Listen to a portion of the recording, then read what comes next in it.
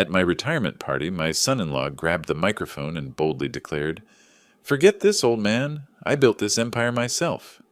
The crowd of 200 erupted in wild applause, chanting his name while my daughter beamed with pride. Everyone thought I was finished. I just smiled calmly, stepped onto the stage, and spoke 6 simple words. His face turned ghostly white, and moments later security was dragging him out under the stunned stares of every guest. Before continuing, subscribe to the channel and write in the comments what time it is in your region right now. My name is Irving Coleman. I'm 68 years old, and I live in Houston, Texas. Built Coleman's Auto Care from a single garage into 23 locations across the state. Tonight, I'm standing in the Four Seasons Ballroom, watching 200 guests arrive for my retirement party, and I can't shake the feeling that something's about to go very wrong. The chandeliers cast warm light across tables draped in white linen. Waiters circulate with champagne. My daughter Rebecca coordinated everything. She has an eye for these things, runs her own interior design studio. She's standing near the entrance in a navy dress, greeting arrivals with her husband Daniel, my son-in-law, the man I'm supposedly handing my life's work to tonight. Daniel Foster walked into our lives 5 years ago with an MBA from Stanford and a handshake that could sell ice to Eskimos. Tall, sharp-featured, the kind of smile that made investors open their checkbooks. Rebecca met him at some charity gala, came home glowing. "Dad, he's brilliant. Works in business consulting, helped to turn around 3 failing companies." Within months, they were engaged. Within a year, married. I offered him a position as vice president. Figured having family in the business made sense. Someone I could trust. And at first, Daniel seemed perfect. He'd show up at my house Sunday mornings with coffee, ask questions about the business, listen to stories about the early days when I was changing oil in a rented garage at midnight. "Irving, your instincts built this empire," he'd say. "I just want to help it grow." The first year he did exactly that. Landed a contract with a fleet management company worth $300,000 annually. Streamlined our inventory system, cutting costs by 12%. Even the old-timers who didn't trust outsiders admitted he had skills. I started thinking about retirement, really thinking about it. My back wasn't what it used to be, and Rebecca kept suggesting I take it easy. "Let Daniel handle the stress, Dad. You've earned rest." But somewhere around year 3, something shifted. It started small. Daniel would make decisions without running them by me first. "Just updating our marketing strategy, Irving. You're busy. Didn't want to bother you with details." Then bigger moves. Hiring new managers for 3 locations without interviews I'd attend. "Trust me, they're solid. You taught me to read people, remember?" His tone changed too. The Sunday coffees stopped. When I'd question a choice, he'd smile that patient smile, the one you give a confused elderly relative. "Irving, the industry's evolving. What worked in the 80s doesn't fly now. We need to modernize." Rebecca started echoing him. Last Thanksgiving, I mentioned wanting to review the quarterly reports personally, and she actually rolled her eyes. "Dad, Daniel's got it handled. You're micromanaging." Micromanaging? My own company. 3 weeks ago, I suggested we hold off on a $70,000 software upgrade Daniel proposed. He looked at me across the conference table like I'd suggested we go back to using typewriters. "This is exactly why fresh leadership matters," he said. Not to me, to the 3 managers sitting with us, making me look like the obstacle. Tonight, walking through this ballroom, I notice how people greet Daniel first, then me. Like I'm the accessory to my own retirement party. He's working the room, hand on shoulders, big laughs. Rebecca beside him, beaming with pride. They make a striking couple. Power couple, the society pages called them. I spot Teresa Morales, my head accountant for 18 years, standing near the bar. She catches my eye and gives a small nod. Teresa's one of the few people here tonight who knows what I know. We'll get to that. "Irving!" Daniel's voice booms across the room. He's waving me over to a cluster of investors. "Come meet the AutoNation representatives. We were just discussing future opportunities." Future opportunities, right? I make my way over, shaking hands, accepting congratulations. The AutoNation executive, a silver-haired man named Phillips, pumps my hand enthusiastically. Mr. Coleman, Daniel's been telling us about your incredible journey. Inspiring stuff. Has he? I keep my smile neutral. Absolutely. He mentioned you're looking forward to a well-deserved retirement. Travel, hobbies, relaxation. Daniel's arm settles across my shoulders. Heavy, possessive. Irving's got a whole garage full of classic Corvettes he's been dying to restore. Isn't that right? Something like that. And we'll make sure Coleman's auto care thrives in your absence, Daniel continues, his grip tightening slightly. New generation, new vision, building on your foundation, of course. Of course. The lights dim. A microphone squeals feedback. Daniel's arranged for a video presentation, highlights of my career, old photos flashing across screens. There I am at 25, covered in grease, grinning beside my first tow truck. There's the ribbon cutting for location number 5. My late wife Sarah beside me. Daniel made sure to include her, the sentimental touch. Rebecca dabs her eyes. The crowd applauds. Then the lights come up and Daniel's guiding me toward the stage. Time for the man of the hour to say a few words. His hand presses against my back, propelling me forward. The crowd parts. 200 faces turn toward me, expectant. I climb the 3 steps to the platform. The microphone stands waiting. Behind me, blown-up photos of my career hang on the wall, 40 years compressed into images. I clear my throat. I started with the standard lines. Thanked everyone for coming. Mentioned the early days when success meant making payroll and having enough left over for rent. The crowd chuckled at the right moments. I saw familiar faces nodding, people who'd been with me from the beginning, who remembered installing lifts in that first expansion. 40 years ago, I had a toolbox and a dream, I said. Thought if I worked hard enough, stayed honest, built something solid, it would matter. And for a long time, I believed I'd succeeded. That's when Daniel moved. I saw it in my peripheral vision, him stepping toward the stage, that confident stride. Before I could continue, he was beside me, hand extended for the microphone. Not asking, taking. Irving, let me add something here.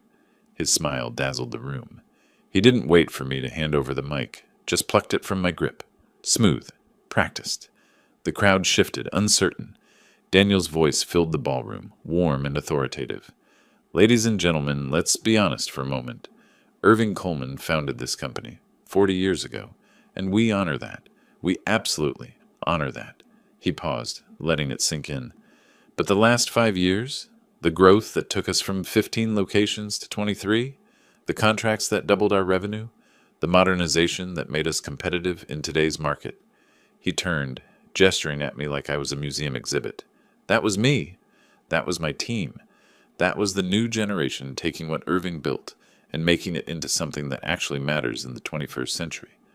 A few people clapped, uncertain at first, then others joined. The sound grew. Daniel's voice rose over the applause. Irving is a good man, a kind man, but his time has passed. The old ways, the old thinking, they don't work anymore. So here's what I'm proposing. Forget the past. Forget the old guard. The future of Coleman's Auto Care starts tonight, and it starts with leadership that understands where this industry is going. The applause became thunder. People stood. Not everyone. Teresa Morales stayed seated, her face carefully blank. A few of the older managers looked uncomfortable, but the investors, the younger staff, the people Daniel had hired, they were on their feet, cheering. Rebecca appeared beside her husband, slipping her arm through his. She was glowing, proud. She didn't even glance at me. Daniel raised his free hand, accepting the ovation. Thank you. Thank you. And Irving, he finally looked at me. Thank you for building the foundation. We'll take it from here. I stood there, 5 feet from the microphone I'd been holding 30 seconds ago, watching my son-in-law receive a standing ovation for dismissing me at my own retirement party. Something cold settled in my chest. Not anger, not yet. Something calculating. I let myself remember other moments, flashes of the past year, things I'd been too trusting to see clearly. Like 4 months ago when I'd mentioned wanting to review the financial statements personally. Daniel had laughed it off. Irving, you've got Teresa for that. Besides, looking at spreadsheets isn't how you should spend your golden years. Golden years? Like I was already put out to pasture? Or 6 weeks back, when I'd asked about a consulting firm we'd supposedly hired, $78,000 for strategic planning services. Daniel had waved it off. Standard industry practice. You wouldn't understand the new metrics. I wouldn't understand. About my own company. The memory that hit hardest came from 2 months ago. I'd been in my garage, my sanctuary where I restore classic cars, working on a 1967 Corvette Stingray. Rebecca had stopped by, unusual for her. We used to be close. Sunday dinners, phone calls about nothing in particular. That had faded. She'd perched on my workbench, watching me adjust the carburetor. Dad, Daniel and I were talking. You've worked so hard for so long. Maybe it's time to really let go. Let Daniel run things. You trust him, right? I'd looked up at her then, really looked. When had my daughter started sounding like she was reading from a script? Of course I trust him, sweetheart. He's your husband. Then prove it. Step back. Fully. Let him lead. The way she'd said it, like a challenge. Like I was the one being unreasonable. Now, standing on this stage while my son-in-law basked in applause meant for my career, those moments crystallized into understanding. This wasn't sudden. This wasn't spontaneous. Daniel had been positioning himself for months, maybe years, and Rebecca, my daughter, my only child, had either been fooled or was in on it. The applause finally died down. Daniel turned to me, extending the microphone. Want to add anything, Irving? The room waited.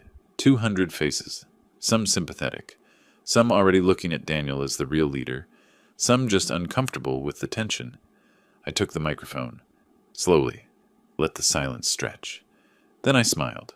Not a warm smile, a cold one. The smile of a man who's been playing poker for 40 years and just realized he's been letting someone peek at his cards. Actually, Daniel, I do have something to add.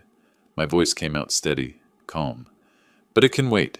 Tonight's about celebration, about recognizing what people have really built, what they've really earned. I saw the flicker in his eyes, uncertainty, just for a second. Enjoy the party, everyone. We'll talk business soon enough. I handed the microphone to the event coordinator and stepped off the stage, walked straight to Teresa Morales. She stood as I approached, her expression carefully neutral. Teresa, take a walk with me. We moved to the empty hallway outside the ballroom. The sounds of the party became muffled. Tell me everything, I said quietly. Every detail you found. Teresa pulled out her phone, brought up a document. 3 months ago, you asked me to flag unusual transactions. I've been keeping a separate file. She scrolled through entries. Here's the first one that caught my attention. $34,000 to Strategic Solutions, LLC. Consulting services. But when I checked, the company barely exists. Registered 8 months ago. No physical office. No employees listed. Just a P.O. box. And the others? Market Insights Group. $28,500. Same story. Then I went back further. She looked up at me. Irving, there's more. A lot more. Through the wall, I could hear Daniel's voice rising above the crowd. Another toast. More laughter. How much more, Teresa? I'm still tracking all of it, but conservatively, over $800,000 in the last 2 years. All approved by Daniel. All to companies that don't seem to provide actual services. $800,000. Enough to make me sick, but not enough to make me reckless. Have you told anyone else? No one. You said to keep it quiet. Good. Keep it that way. I straightened my jacket. Monday morning, I need you to do something for me. Make copies of everything, every suspicious transaction, every document, every email. Store them somewhere Daniel can't access. What are you going to do? I looked back toward the ballroom doors. Through the small windows, I could see Daniel holding court, my daughter beside him, both of them laughing. I'm going to remind my son-in-law that this company has my name on it, and that 40 years in business taught me one crucial lesson. Teresa waited. Trust everyone, I said. But always cut the cards. The conversation with Teresa that night in the hallway wasn't the first time we'd discussed Daniel's suspicious transactions. It was just the first time I'd admitted out loud what I'd been thinking for months. Let me back up. 3 months earlier. It was a Tuesday morning in May. I remember because I'd been planning my retirement timeline, mapping out dates on the calendar in my home office. Rebecca and Daniel were supposed to come over for dinner that weekend. Normal family stuff. or what passed for normal anymore. Teresa knocked on my office door around 10. She had that look, the one accountants get when numbers don't add up and they're trying to decide if it's a mistake or a problem. "Irving, do you have a few minutes?" "Always. What's going on?" She closed the door behind her. That's when I knew it wasn't good. I'd been going through the quarterly expenses and something caught my eye. She laid a printed spreadsheet on my desk. "This payment here. $34,000 to a company called Strategic Solutions, LLC, consulting services." I scanned the line. The approval signature was Daniel's. "Consulting on what?" "That's what I wanted to ask you. I don't have any records of a contract with them. No invoices, no project scope, no deliverables, just this single payment." I pulled the sheet closer. "When was this approved?" 2 months ago. But here's the thing. I checked the business registry. Strategic Solutions was incorporated 7 months ago. Delaware registration, which isn't unusual, but they have no website, no employee listings, just a P.O. box for an address. A prickle of unease ran down my spine. Maybe it's a legitimate small firm. Daniel handles a lot of vendor relationships now. "Maybe." Teresa didn't sound convinced. "But then I found this one." She pointed to another line. "Market Insights Group, $28,500. Also approved by Daniel. Also incorporated less than a year ago. Also, no real presence beyond a registration." I sat back in my chair. 2 ghost companies. $62,500. Could be legitimate. Could be nothing. Could be something very wrong. "Has Daniel mentioned these firms to you?" Teresa asked carefully. "No. But he doesn't run every vendor decision by me anymore. That was part of the transition plan, giving him more autonomy." Even as I said it, I heard the defensiveness in my voice. Teresa nodded slowly. "Of course. I just thought you should know, in case you wanted to ask him about it." After she left, I sat there staring at those 2 line items. My first instinct was to walk down the hall and ask Daniel directly. That's what I would have done a year ago. But something stopped me. The way he'd been treating me lately, the dismissive comments, the patient explanations like I was losing my edge. If I confronted him and these were legitimate expenses, I'd look paranoid, suspicious of my own son-in-law, and if they weren't legitimate. I picked up the phone and called a number I'd kept in my personal contacts for years. Stephen Gray, former IRS investigator, now running a private investigation firm. We'd met at a business networking event 5 years back, stayed in casual contact. "Stephen, it's Irving Coleman. I need to hire you for something discreet." We met the next day at a coffee shop 20 miles from my office. Neutral territory. I showed him copies of the transactions Teresa had flagged. "I need to know if these companies are real," I said, "and I need to know what other payments might have been made that I don't know about. Can you do that without alerting anyone at my company?" Stephen studied the documents. "How far back do you want me to look?" 2 years. Every transaction approved by my vice president, Daniel Foster. "This is family, Irving, your son-in-law. I know exactly who he is." I met his eyes. "That's why I need to be sure before I do anything. 12,000 for a full audit." "Can you start immediately?" He could. He did. For the next 3 weeks, I watched Daniel more carefully. Noticed things I'd been too trusting to see before. The way he'd steer conversations away from financial details when I asked questions. How he'd rescheduled our weekly operations meetings twice in a row, claiming conflicts. The expensive watch he'd started wearing looked like a Rolex Submariner, maybe $15,000. When did he buy that? Rebecca came over one evening. Daniel was working late. She sat in my kitchen, scrolling through her phone while I made us both coffee. "Dad, Daniel mentioned you've been asking a lot of questions about the consulting contracts." My hand stilled on the coffee pot. "He told you that?" "He's a little worried you don't trust his judgment anymore, that you're second-guessing his decisions." "I'm not second-guessing anything. I'm trying to stay informed about my own company." She looked up from her phone. "Your company. You still think of it that way." "Rebecca, I built this business before you were born. And Daniel's grown it more in 5 years than you did in the previous 10. Maybe it's time to accept that he knows what he's doing." The coffee suddenly tasted bitter. When had my daughter started speaking to me like I was the problem? 2 weeks later, Stephen Gray called. "We need to meet, not over the phone." His office was in a nondescript building near the Galleria. He had files spread across his desk when I arrived. Thick files. "Irving, sit down." I sat. "Your instincts were right. Strategic Solutions and Market Insights Group are shell companies. I trace the ownership through 3 layers of LLC registrations, and they all lead back to an offshore account in the Cayman Islands." My stomach dropped. "Can you connect them to Daniel?" "Not directly. Whoever set this up knew what they were doing. But here's what I can connect." He pulled out a timeline. "In the last 24 months, your company has made payments to 4 different consulting and marketing firms. Total amount, $847,000. Every single payment was approved by Daniel Foster. Every single company was incorporated within the last 2 years. None of them have employees, physical offices, or legitimate business operations. $847,000. "There's more," Stephen continued. "I found preliminary documentation for a sale agreement between Coleman's Auto Care and AutoNation Incorporated. $47 million purchase price. The contract includes a $14 million executive retention payment to your vice president upon completion of the sale." I couldn't speak. "Irving, your son-in-law isn't just stealing from you. He's positioning to sell your company and walk away with a massive payout." The next morning, I called Robert Clark, the attorney who'd handled my corporate legal work for 18 years. Not a friend, just the best lawyer I knew. "Robert, I need to see you today. It's urgent."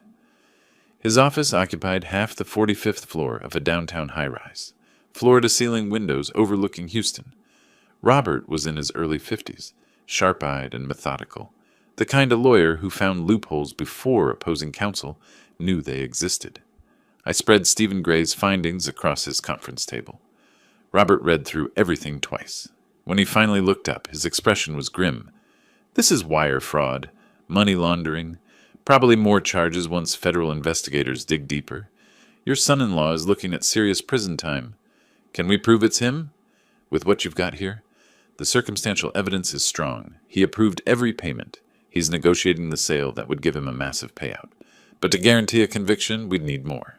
Bank records, communication logs, testimony from anyone else involved. How do we get that?" Robert leaned back. "We go to the FBI Financial Crimes Division. They have subpoena power, forensic accountants, the resources to build an airtight case. And in the meantime, Daniel keeps stealing, keeps positioning to sell my company." "What are you suggesting?" I thought about the retirement party being planned. 8 weeks away. Daniel had volunteered to help organize it, was treating it like a coronation, his coronation. I want to stop him, publicly, at the retirement party. I want everyone who saw him build his reputation on my company to see exactly what he is. Robert was quiet for a moment. "That's risky, Irving. If we move too soon, he could destroy evidence. If we wait too long, he could complete the sale. So we move carefully, we build the case, get the FBI involved, freeze his access to the money, but we time it for maximum impact. Revenge, justice." I met his eyes. "There's a difference."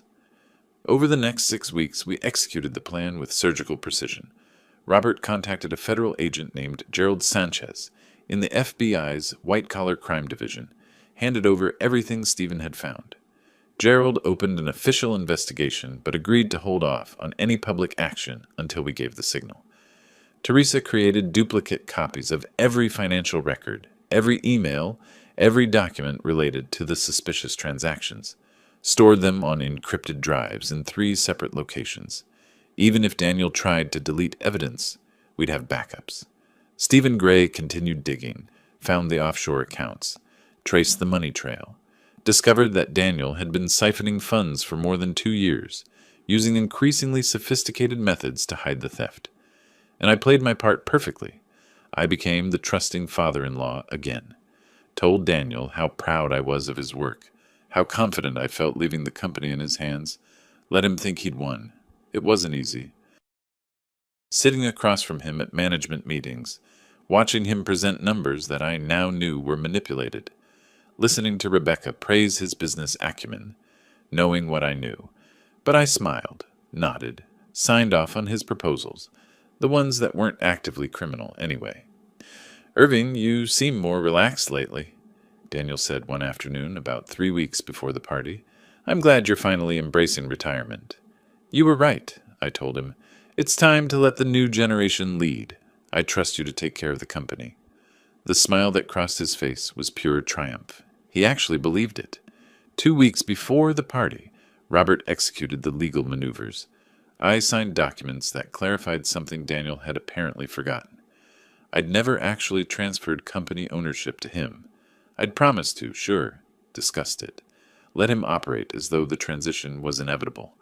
But the shares, still 100% in my name. Robert filed the paperwork quietly, updated the corporate registry, made it official and airtight. 1 week before the party, Phase 2 began. Robert sent letters to Daniel's bank, the one holding his personal accounts and the corporate accounts he had access to. The letters referenced the ongoing federal investigation and requested a freeze on certain accounts pending further review. Daniel called me 3 days before the party, voice tight with barely controlled panic. "Irving, something's wrong with the bank. They're saying there's a technical issue with the corporate accounts. I can't access them." "Technical issue? That's odd. Have you called their customer service?" "Of course I called. They're being vague.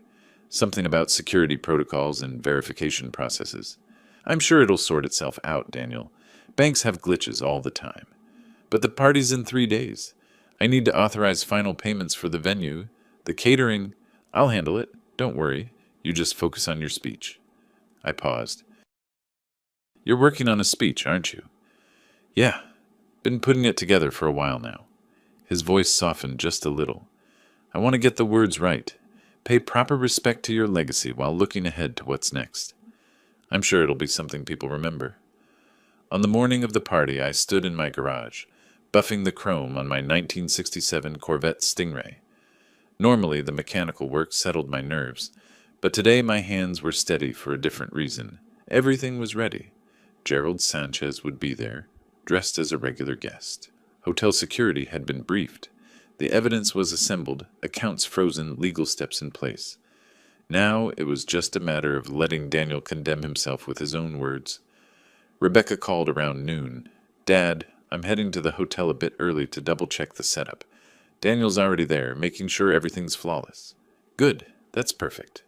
I set the polishing rag down. "Rebecca, listen. I want you to hear this."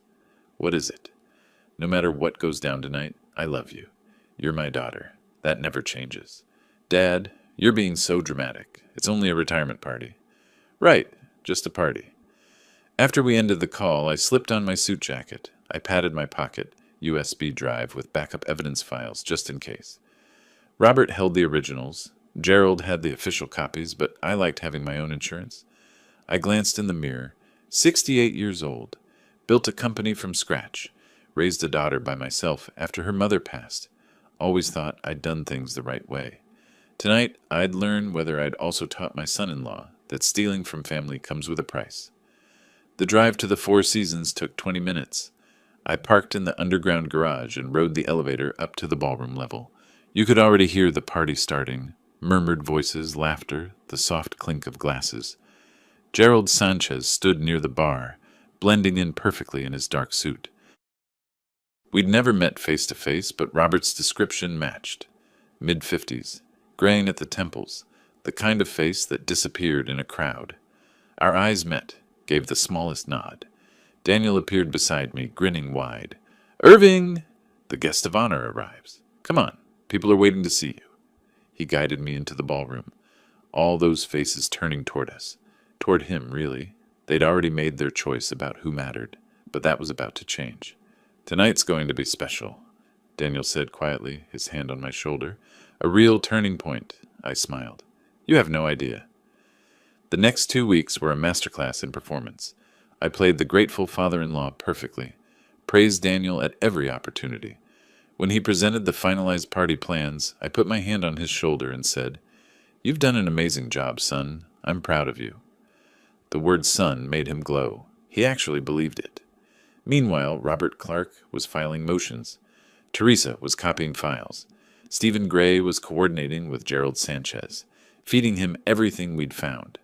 The FBI agent was building his case brick by brick, preparing for what would be the most public arrest of a white-collar criminal Houston had seen in years. I kept my regular schedule. Monday morning coffee at the same cafe I'd gone to since the 80s. Tuesday meetings reviewing operations, though now Daniel ran them, and I sat quietly in the corner like a retired executive who couldn't quite let go. Wednesday afternoons in my garage, working on the Corvette. Daniel stopped by the garage one Wednesday about 10 days before the party. He leaned against the workbench, watching me adjust the carburetor on the Stingray. "You know, Irving, I've been thinking. After the transition is complete, you should take that car and just drive. Route 66, Pacific Coast Highway. Whatever you want." I didn't look up from the engine. "That sounds nice. You deserve it.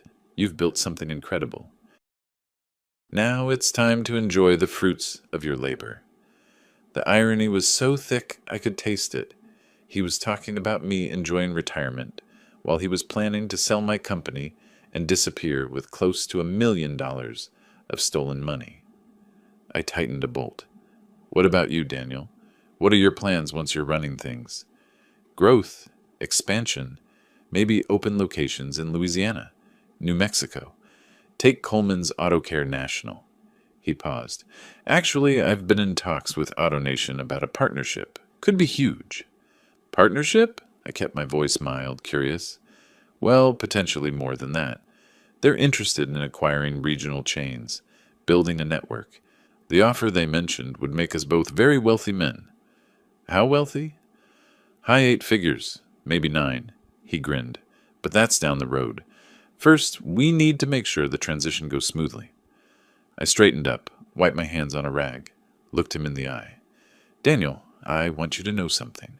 Whatever happens, I've always tried to do right by my family, by Rebecca, by this company." "I know that, Irving. And I trust that you'll do the same. Take care of my daughter. Take care of the business. Honor what we've built." He clasped my shoulder. "You have my word." His word. The same word he'd given when he married Rebecca, when he joined the company, when he approved those fake consulting payments. 3 days later, Robert called me into his office. Gerald Sanchez was there, along with another FBI agent I hadn't met, a woman in her 40s named Martinez. "We're ready," Gerald said. "The evidence package is complete. We've traced the money through the shell companies to the offshore accounts. We've documented Daniel's role in every transaction. We have him on wire fraud, money laundering, and embezzlement." "When do you move?" I asked. "That's up to you. We can arrest him tomorrow, or we can wait. Your call." I thought about the retirement party. 200 guests. Daniel's moment of triumph. The perfect stage. Wait until the party. I want everyone to see. Everyone who believed his lies, who thought I was the obstacle. I want them to understand exactly what he is. Martinez spoke up. "Mr. Coleman, you understand this is irregular. Normally we'd execute the arrest quietly, minimize publicity." "I understand. But this isn't just about the law. It's about my reputation, my company, my daughter's future. Daniel humiliated me publicly. He deserves the same treatment." Gerald nodded slowly. "I'll be there in civilian clothes. When you give the signal, we'll move."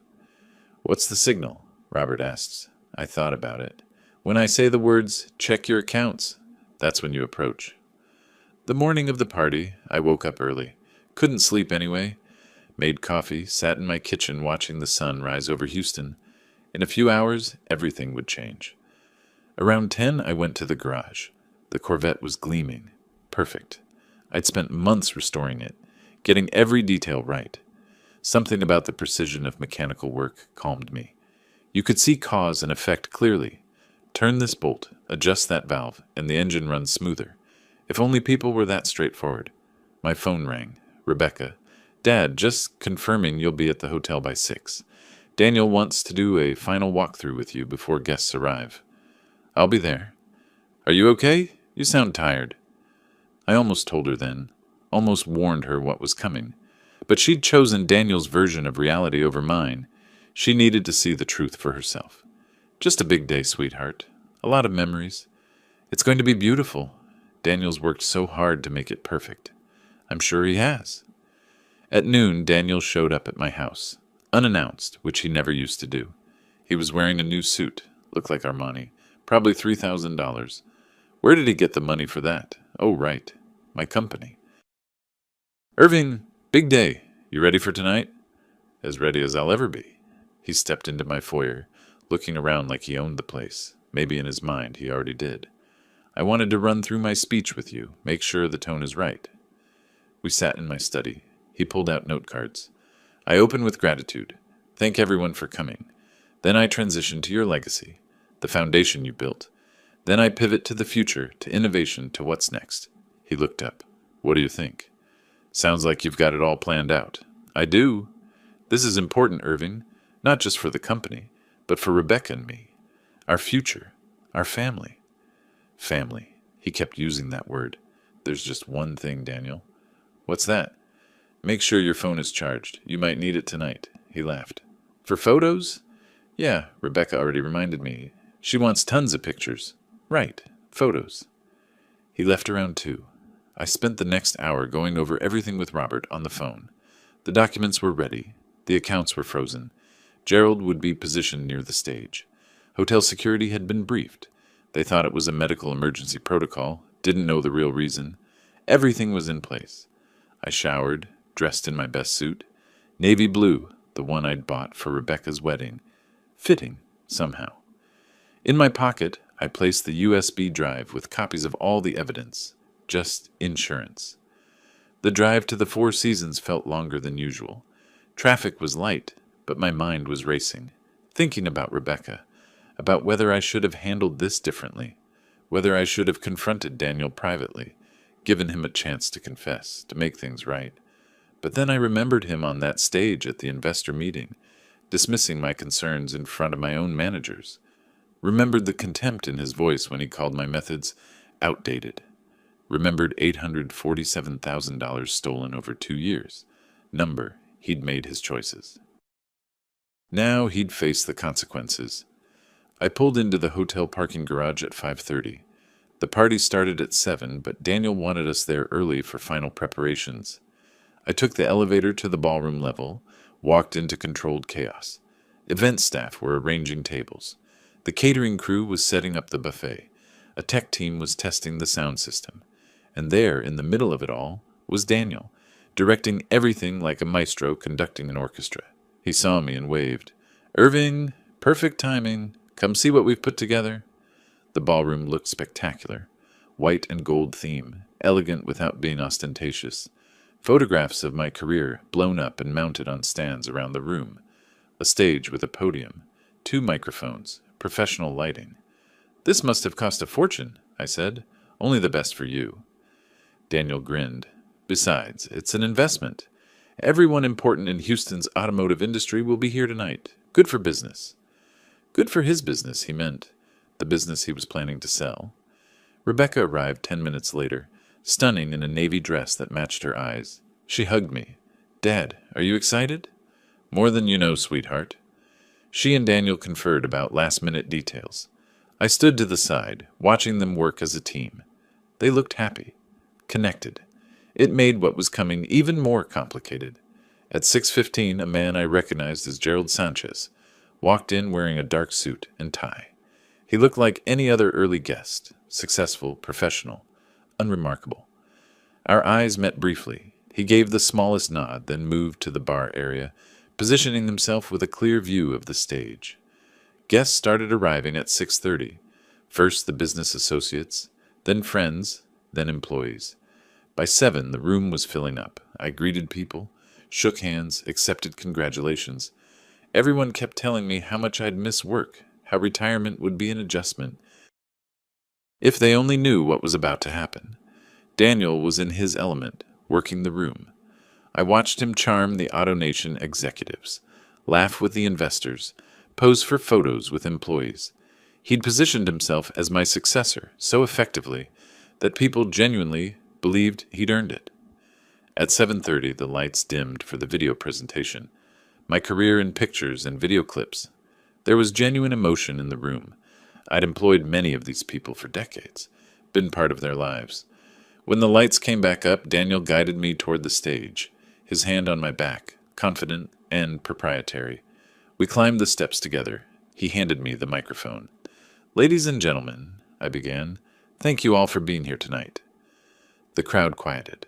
I looked out at those 200 faces, saw Teresa Morales standing near the back, her expression unreadable, saw Gerald Sanchez at the bar, hand casually in his pocket where his badge must be, saw Rebecca in the front row, smiling up at me with pride. I started my speech, talked about the early days, the struggles, the victories, the people who'd helped me build Coleman's Auto Care into what it was today, and then Daniel made his move. Just like we'd discussed in my hallway with Teresa, he stepped forward and took the microphone. Smooth, practiced. The crowd shifted, surprised but not alarmed. "Irving, let me add something here," he said, that brilliant smile lighting up the room. I stepped back. "Let him have the stage. Let him dig his own grave." He launched into his speech. How I'd founded the company 40 years ago. Ancient history. How the last 5 years of growth were his achievement, his vision, his execution. The crowd started to applaud. "Irving is a good man," Daniel said, his voice carrying across the room. "But his time has passed. The old ways don't work anymore. Forget the past. Forget the old guard. The future starts tonight." The applause grew. People stood. Rebecca joined him on stage, slipping her arm through his. They looked like conquerors, like they'd already won. Daniel turned to me, extending the microphone. "Want to add anything, Irving?" The room fell silent. 200 people waiting to see how the defeated old man would respond. I took the microphone, let the silence stretch, looked at Daniel, then at Rebecca, then at the crowd. Then I smiled. Cold, calm, calculated. "Actually, Daniel, I do have something to add, but first," I pulled out my phone, held it up. "I need everyone to do something for me. Everyone with access to Coleman's Auto Care financial accounts. Daniel, especially." His smile faltered slightly. "Irving, what are you—" "Check your accounts, right now." The room went quiet. Confused murmurs rippled through the crowd. Daniel's face shifted, uncertainty replacing confidence. "This isn't the time for—" I said, "Check your accounts." My voice was steel. "All of them. Corporate access. Personal accounts. Offshore holdings. Check them all." His hand went to his pocket, pulled out his phone. I watched his face as he opened his banking app, watched the color drain from his cheeks, watched his eyes widen. It was beautiful. His thumb moved frantically across the screen, checking one account, then another, then another. Each time, his expression grew more panicked. "What?" His voice cracked. "What did you do?" "Me?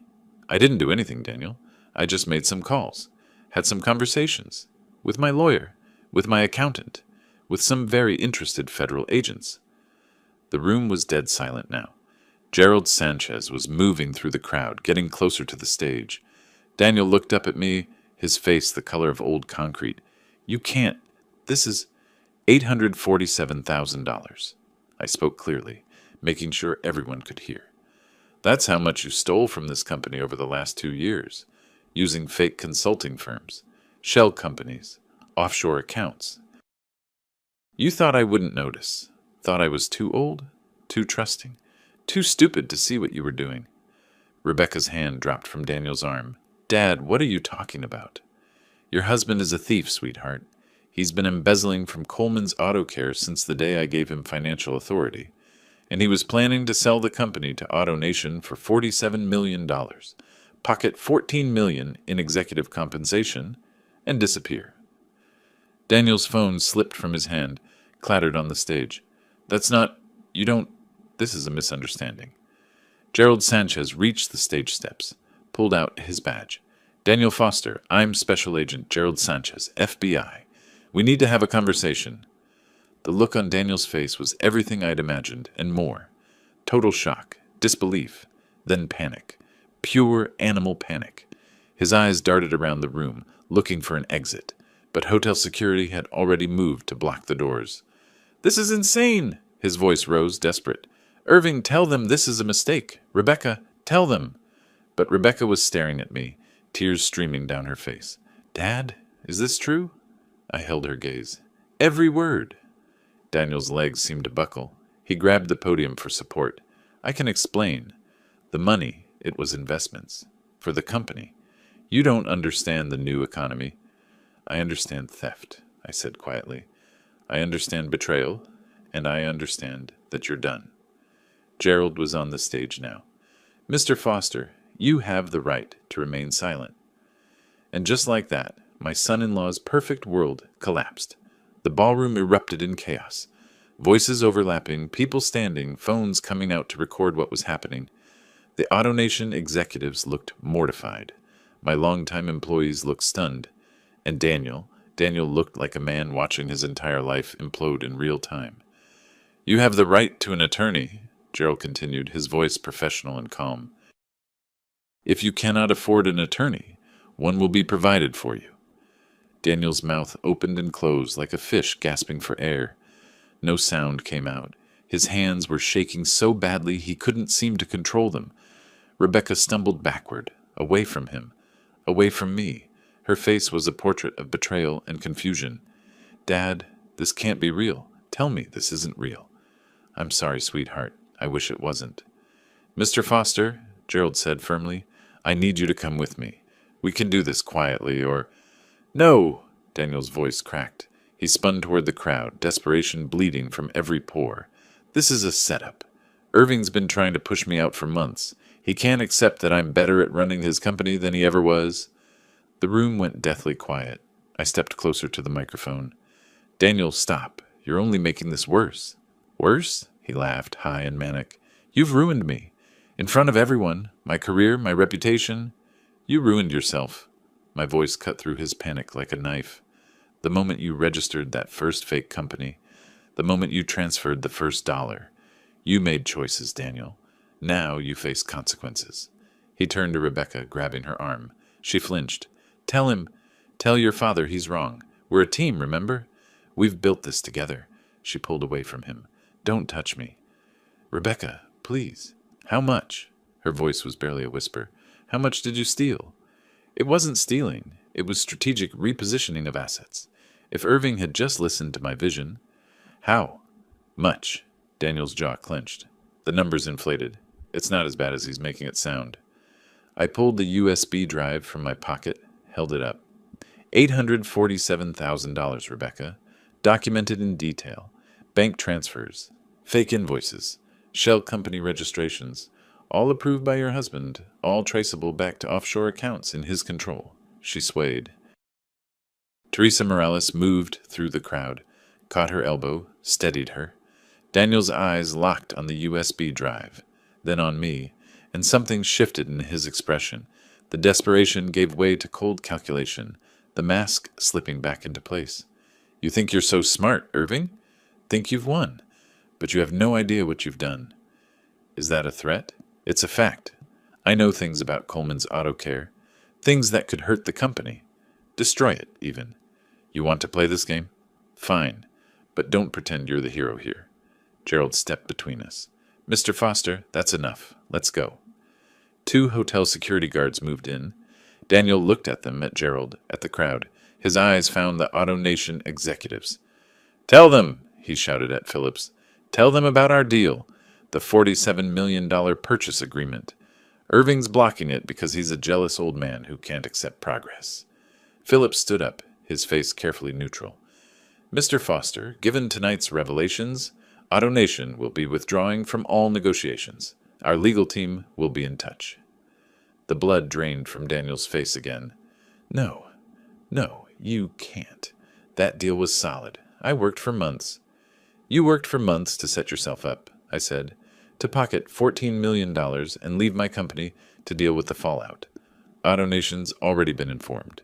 They know everything. Daniel's knees actually buckled this time. The security guards caught him, held him upright. Irving Coleman, he said, his voice venomous, you sanctimonious piece of... Language, Daniel. I kept my tone light, almost amused. There are ladies present, including your wife, or should I say, soon-to-be ex-wife. Rebecca made a sound, half sob, half gasp. Daniel's gaze swung to her. Rebecca, baby, listen to me.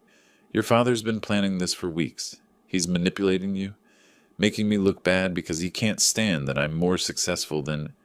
Take him out, I told Gerald quietly. The FBI agent nodded. He and the security guards escorted Daniel toward the exit. My son-in-law fought every step, shouting over his shoulder, "This isn't over, Irving. I have lawyers. Good lawyers. You think you can just destroy me? I'll fight this. I'll prove you planted evidence, fabricated documents." The doors closed behind him. His voice cut off mid-rant. The ballroom remained silent. 200 people staring at me, at Rebecca, at the space where Daniel had been standing 30 seconds ago. I took a breath, let it out slowly. "Ladies and gentlemen," I said into the microphone, "I apologize that your evening has been disrupted. This was not how I wanted tonight to go, but I couldn't let this continue. Couldn't let someone steal from the company so many of you helped build." Teresa stepped forward. "Irving's telling the truth. I've seen the evidence. Daniel Foster has been systematically embezzling from Coleman's Auto Care. The FBI has everything they need for prosecution." Murmurs rippled through the crowd. Some people were already leaving. Others clustered in groups, whispering.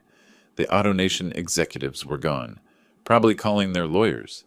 I looked at Rebecca. She was standing alone now, Teresa having stepped away. Tears streamed down her face, mascara running. She looked lost, broken. "Sweetheart, don't," her voice was sharp. "Don't call me that. Not right now." She pushed through the crowd and fled the ballroom.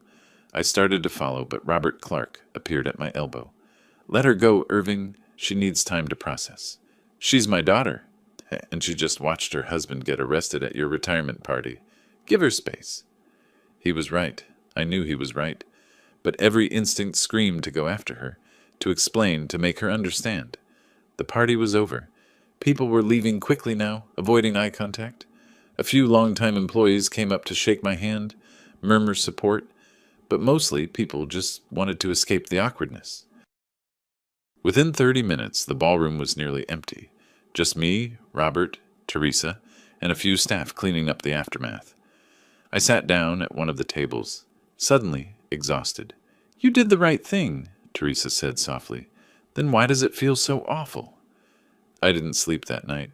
Just sat in my study drinking coffee, watching the sun rise over Houston. My phone buzzed periodically with messages, some supportive, some angry, some from reporters who'd somehow already heard about what happened. I ignored them all. Around 8 in the morning, Robert called. Daniel made bail. His parents posted $250,000. "How's he looking?" "According to Gerald, he's lawyered up. Expensive defense attorney out of Dallas. They're already spinning the narrative, claiming you manipulated evidence, that this is a personal vendetta." I rubbed my temples. "Of course they are. The charges are solid, Irving. Wire fraud, money laundering, breach of fiduciary duty. The prosecutor's talking about 20 years. And the company? Stable.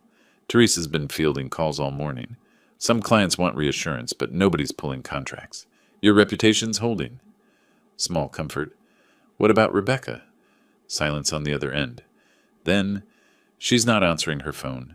Daniel's trying to reach her too, from what I understand." That evening she showed up at my house. I heard the car in the driveway, saw her through the window. She looked terrible. Eyes red, hair uncombed, wearing the same clothes from the party. I opened the door before she could knock. "Rebecca, why didn't you tell me?" Her voice was raw. "Why didn't you warn me?" "Come inside, sweetheart." "Stop calling me that." She pushed past me into the foyer. "Answer the question. You knew for months, didn't you? You knew Daniel was stealing, and you didn't say a word to me." "I didn't know if you were involved." She recoiled like I'd slapped her.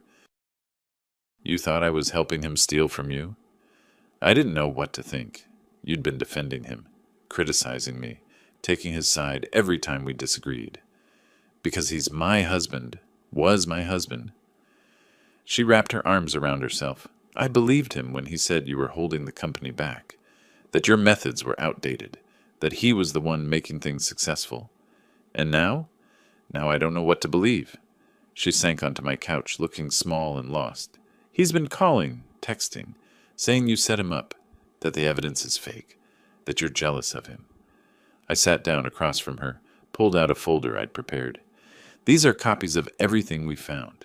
Bank statements, wire transfers, shell company registrations, all the documentation the FBI is using." She didn't reach for it. I can't I can't look at that right now. Rebecca, there's more. More? How can there possibly be more? I hesitated. This was going to hurt her, but she deserved the truth. Stephen Gray, the investigator I hired, he found something else, about Daniel's personal life. Her eyes met mine. I saw fear there, like she already knew but didn't want confirmation. There's a woman, Ashley Morgan, 28 years old. She manages the location on Westheimer. Rebecca's face went white. No. Daniel's been renting her an apartment. $3,400 a month? He's been paying for it out of the company budget, listing it as business expenses. Stop. The affair's been going on for at least 7 months, maybe longer. Stephen has photos, text messages, hotel receipts. She stood up abruptly. I need to go. Rebecca, I said I need to go. Her voice cracked. She headed for the door, then stopped, turned back. Did you know about her? When you were planning all this? I found out 2 weeks ago. And you didn't tell me then either. I wasn't sure how. You weren't sure how to tell your daughter that her husband was cheating on her, that he was stealing from you, that he was planning to sell your company and run off with another woman? She laughed, bitter and broken. When were you planning to share? At Thanksgiving? I wanted to protect you. Well, you failed, Dad. You failed spectacularly. She left. The door slammed hard enough to rattle the windows. I sat there for a long time, holding the folder of evidence, knowing she'd eventually need to see it, knowing it would destroy whatever illusions she still had about Daniel. 3 days later, she came back. No warning, just walked in using her old key. Show me everything, she said. I did. Every document. Every photo Stephen had taken of Daniel and Ashley together. Every text message where he'd called Rebecca clingy or naive to his mistress. Every detail of his plan to sell the company, take the $14 million, and move to California. He bought a house, I said quietly, in Malibu. $2.8 million. Put down $560,000 as a deposit. Stolen money. Yes. She flipped through the photos. Daniel and Ashley at dinner, walking on the beach, kissing in a parking garage. Her hands were shaking. He was going to leave me. Yes. After the sale went through, after he got his money, he was just going to disappear. That's what it looks like. She set the photos down carefully. I want a divorce, immediately, and I want him to know that I know everything. Rebecca, no more protecting me, Dad. No more hiding things because you think I can't handle them. I'm an adult. I made terrible choices trusting him, but I'm going to fix them. She picked up her phone, called a lawyer right there in my living room. By the end of the week, divorce papers were filed. Daniel tried to contest them, claimed reconciliation was possible, that the evidence was manipulated. Rebecca's response, delivered through her attorney. The only manipulation was yours. Sign the papers, or I testify against you. He signed. The night after the papers were finalized, she showed up at my garage. I was working on the Corvette, trying to lose myself in the mechanical simplicity of it. Can I help? She asked. I handed her a wrench. We worked in silence for a while, just the sound of tools and our breathing. I'm sorry, she said finally, for not believing you, for defending him, for making you feel like you couldn't tell me what was happening. You loved him. That's not a crime. I loved the person I thought he was, the real Daniel. She tightened a bolt with more force than necessary. The real Daniel was a stranger, a liar, a thief. You couldn't have known. Neither could you. In the beginning. She set down the wrench, looked at me. But you figured it out, and instead of just confronting him, instead of creating a private scandal, you built a case. You protected the company. You made sure he'd face real consequences. I exposed him at your expense. He exposed himself. You just made sure everyone saw it. She picked up another tool. When's the trial? Prosecutor says probably 3 months. Daniel's lawyers are trying to negotiate a plea deal. What kind of deal? Return the money, plead guilty to reduced charges, maybe 8 to 10 years instead of 20. Are you going to agree to that? I thought about it, about mercy versus justice, about what outcome would actually make things right. I don't know yet, I admitted. Rebecca nodded. Well, whatever you decide, I'll support it. And Dad? Yeah? Thank you for caring enough to stop him, even when it was hard, even when it cost you. We went back to work on the car. and for the first time since that night at the Four Seasons, something felt like it might eventually be okay. The next month was a whirlwind of rebuilding. First order of business, stabilizing Coleman's Auto Care. I postponed my retirement indefinitely. The company needed leadership, and I was the only one who could provide it. I brought in a forensic accounting firm to conduct a complete audit. What they found was worse than we'd initially thought. Daniel hadn't just stolen $847,000. The final tally came to $1,047,000. He'd been more creative than we'd realized. Fake vendor invoices, inflated expense reports, phantom employee salaries that went straight to his accounts. The man had turned embezzlement into an art form. How did he think he'd get away with this? Teresa asked one afternoon, reviewing the audit results in my office. He thought I was too old to notice, too trusting to check. I flipped through another page of fraudulent transactions, and he almost succeeded. I promoted Teresa to CFO. She'd earned it. Without her flagging those initial suspicious payments, Daniel might have sold the company and disappeared before anyone caught on. The AutoNation deal was officially dead, but I called Phillips myself to explain the situation. To my surprise, he was understanding. These things happen, Irving. Corporate fraud is more common than people think. The fact that you caught it and reported it speaks to your integrity. I appreciate that. And Irving, if you ever do decide to sell, call us first. We're still interested in Coleman's Auto Care. Just, without the criminal element. I laughed. First genuine laugh I'd had in weeks. Daniel's legal troubles escalated. The prosecutor assigned to his case was a woman named Patricia Morrison, mid-40s, with a reputation for taking white-collar crime seriously. She called me in for a deposition. Mr. Coleman, I want to be clear about something. Daniel Foster's attorneys are going to argue that you manipulated evidence. That this is a family dispute blown out of proportion. They'll claim you're a vindictive father-in-law trying to destroy him. Let them claim whatever they want. The evidence speaks for itself. It does, but I need to know. Are you prepared to testify, in open court, against your son-in-law? Former son-in-law, and yes, absolutely. She nodded, satisfied. Good, because Mr. Foster's trying to negotiate a plea deal. His lawyers are offering full restitution in exchange for a reduced sentence. 5 years instead of 20. What do you think? I think he stole over $1 million, planned to sell your company out from under you, and showed zero remorse until he got caught. But the decision on whether to accept a plea is partly yours. You're the victim here. I thought about Daniel's face at the retirement party, his arrogance, his contempt, the way he'd dismissed me in front of 200 people. No deal, I said. I want him to face every charge. I want a jury to hear what he did. Patricia smiled. That's what I was hoping you'd say. 2 weeks later, Stephen Gray came to my house with new information. He looked troubled. Irving, I kept digging into Daniel's finances. Found something you need to see. He spread documents across my dining table. Property records, bank statements, real estate transaction details. Daniel bought a house in Malibu. $2.8 million. Put down $560,000 as a deposit. Stolen money. All of it. But here's the interesting part. The house was purchased 6 months ago. Long before the AutoNation sale was finalized. He wasn't waiting to sell your company. He was already preparing to leave. My stomach dropped. Rebecca? Yeah. According to these emails I found, he was planning to move to California with Ashley the week after the sale closed. Had plane tickets booked, moving companies scheduled, everything. He was going to abandon her without a word. Looks that way. There's more. I found text messages between Daniel and Ashley. In them, he calls Rebecca. Stephen hesitated.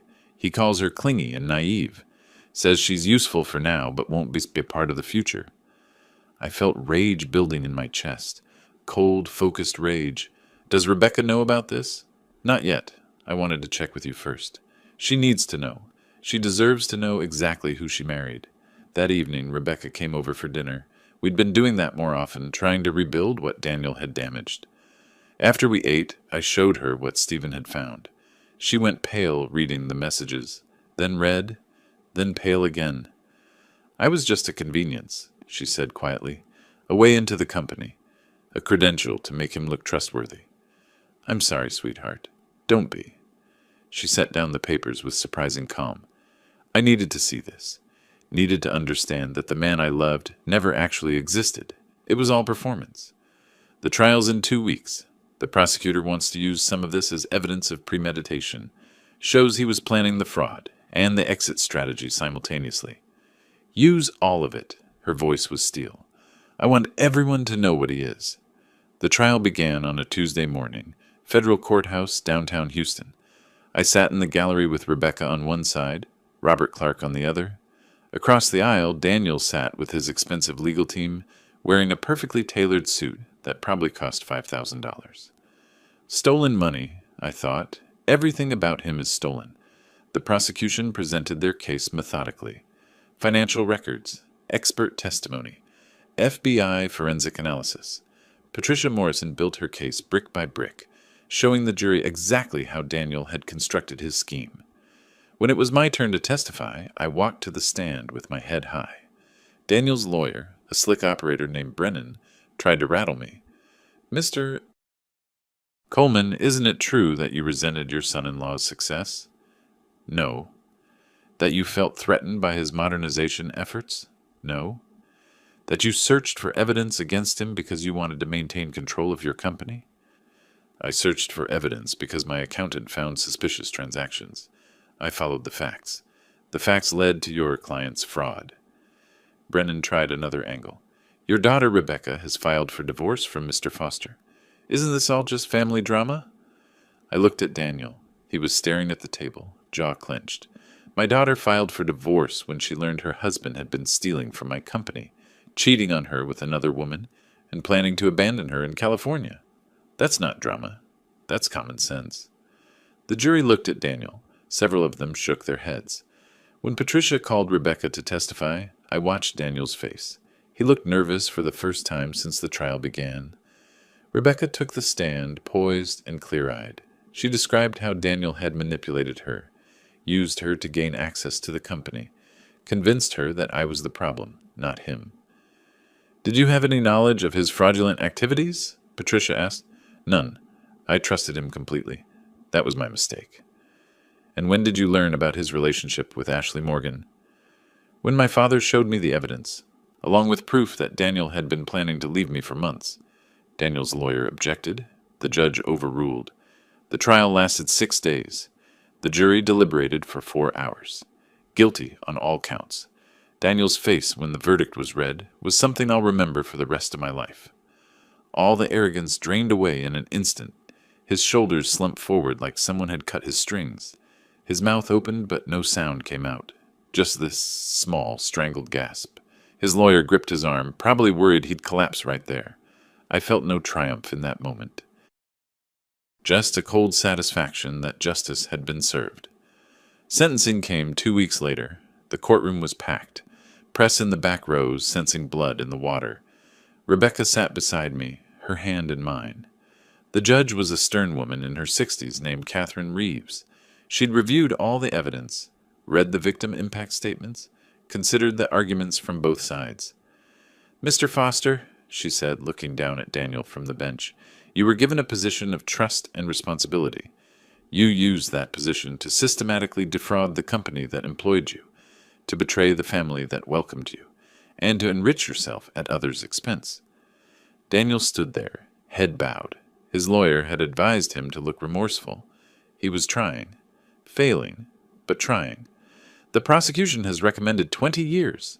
Your defense has asked for leniency, citing your lack of prior criminal history and your willingness to cooperate." Judge Reeves paused. "However, cooperation that only comes after being caught demonstrates no true remorse. It demonstrates only regret at being caught." I saw Daniel's jaw tighten. Still couldn't quite accept that he'd lost. "I hereby sentence you to 12 years in federal prison, followed by 3 years of supervised release. Additionally, you will pay restitution of $1,047,000 to Coleman's Auto Care, plus court costs and penalties." The gavel came down. Final. Absolute. Daniel turned to look at Rebecca. She stared straight ahead, face impassive. Then his eyes found mine. I met his gaze steadily. No anger, no satisfaction, just acknowledgement that this is what consequences look like. The marshals led him away. He didn't fight, didn't protest, just walked out of the courtroom with his head down, everything he'd built, everything he'd stolen gone. In the hallway afterward, reporters swarmed. I gave a brief statement. Justice has been served. Coleman's Auto Care will continue operating with integrity and transparency. That's all I have to say. Rebecca and I walked out of the courthouse together. The late afternoon sun was warm on our faces. "How do you feel?" she asked. Tired, relieved, ready to move on. Me too. The financial recovery took time.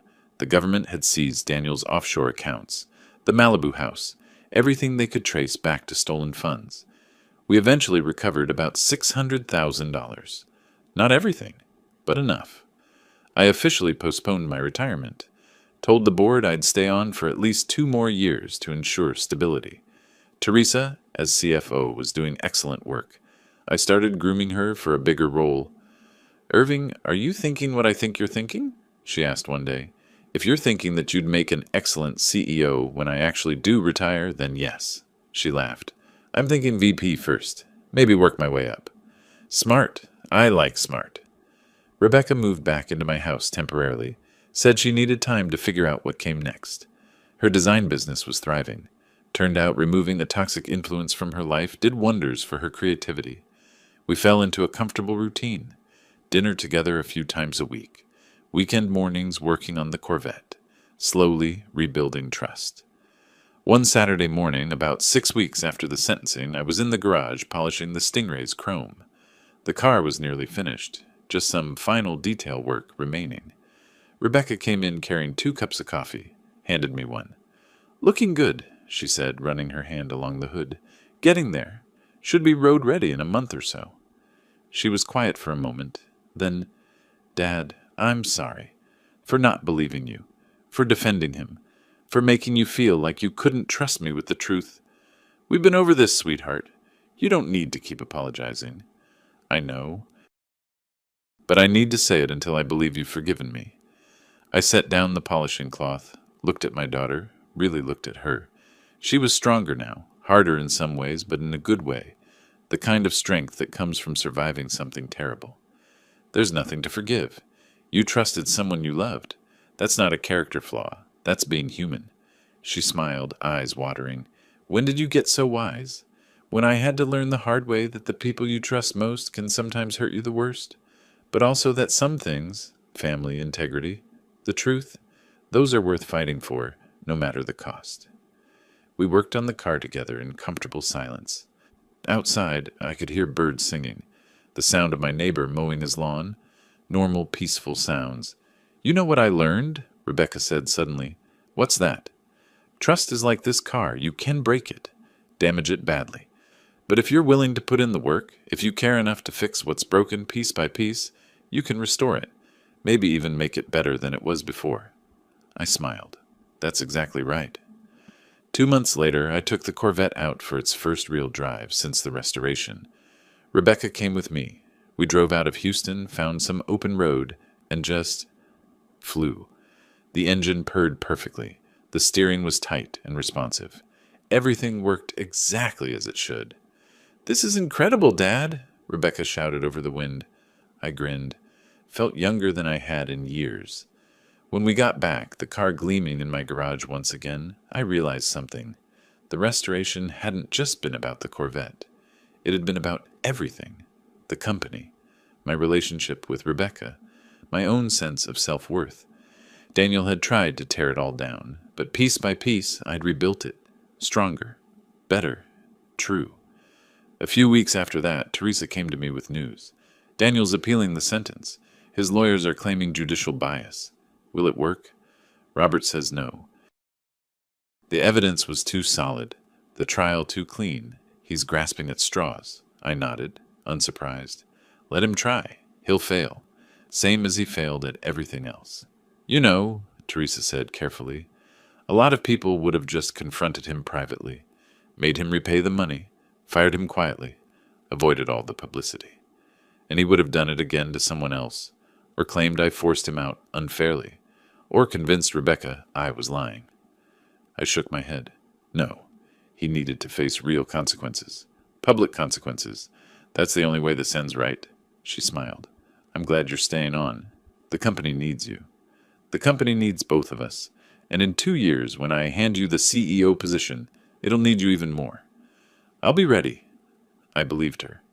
That evening, I sat in my garage one more time. The Corvette was perfect now. Restoration complete. But I wasn't in a hurry to sell it or even drive it much.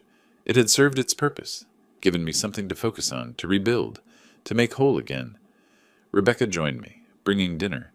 We ate on workbenches, talking about her new projects, my plans for the company, everything and nothing.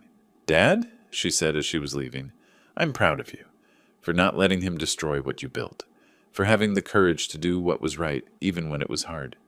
I'm proud of you too, sweetheart, for surviving this, for being stronger than you knew you could be. After she left, I sat alone with my thoughts. Thought about Daniel in federal prison, probably still believing he was the victim in all this. Thought about the $1 million stolen and mostly recovered. Thought about Coleman's auto care, stable and growing under honest leadership. And I thought about trust, how it's built slowly over decades of consistent action, how it can be shattered in moments of greed and betrayal, and how, with enough patience and work, it can sometimes be restored. Not the same as before, but maybe better, stronger. Forged in fire and proven through adversity, the Corvette sat in my garage, chrome gleaming under the lights, a symbol of what can be rebuilt, with care, patience, and dedication, just like everything else worth having in life. If you like this story, please like this video, subscribe to the channel, and share your impressions of this story in the comments. To listen to the next story, click on the box on the left. Thank you for watching.